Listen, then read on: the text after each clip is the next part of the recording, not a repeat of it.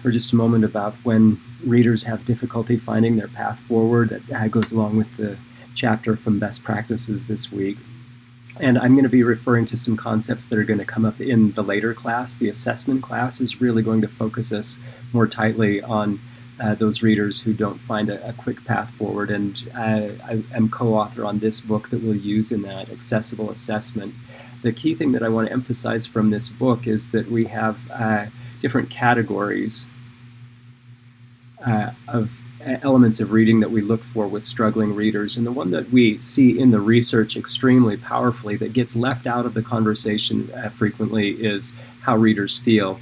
And I'm going to be using this term fairly frequently, affective assessments. And I put the stress on the A in affective to keep us from getting confused with affective or effective or any of those words, because this is an actual psychological term, the affective area of the brain, the affective area of psychology, affective research, all of those kinds of things. And here, affective assessments. It is the area of psychology and of brain research that has to do with feelings, attitudes, identity, beliefs, and so on. And I'm going to switch quickly over to this Google photo here. So the affective area of the brain is governed largely by two sub-organs in the brain. You've got the amygdala, this little area right here, in the hippocampus, this little area that sort of reaches around and has connections out. Both of these areas of the brain have to do a lot with emotions. So the amygdala is your fight or flight area of your brain. It's the area of your brain that you share in common with every single animal in the entire world. So even back down to rudimentary animals like jellyfish, they have this kind of an area of their nervous system.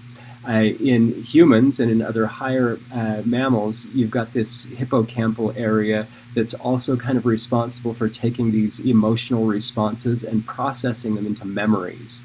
So any memories that we have that have to do with these sort of attitudes, interests, identities, that sense of risk and safety, of comfort and discomfort and so on, these two areas of the brain are going to kind of work together to build up schema and ideas about how you feel and think about those things. And I say think because each of these areas has laminar connections out to the cerebral cortex and other areas of the brain that are responsible for cognitive processing and executive function and so on.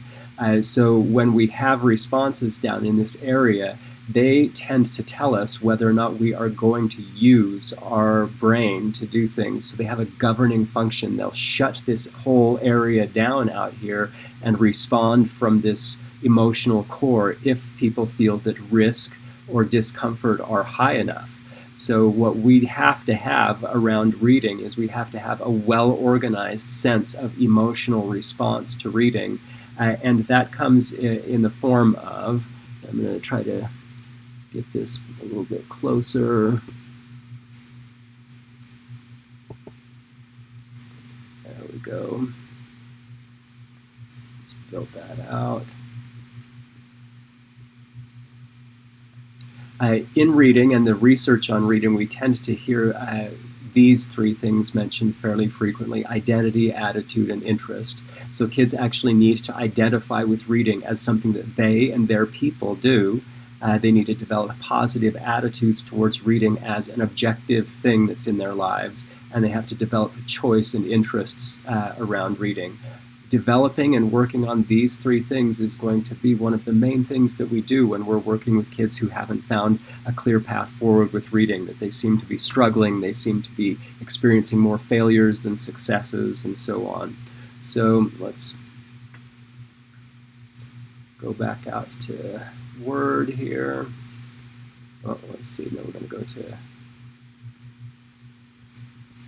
there we go.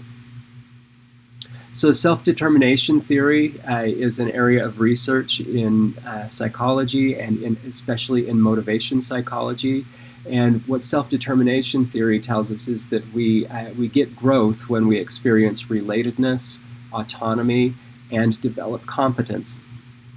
And that I put this in this specific area here because autonomy and relatedness are like the the supports here. They give this pillar something to stand on. And what we experience more frequently in schools is that when kids are not doing well with reading, that we let go of the relatedness, we let go of the autonomy, and just try to teach towards competence.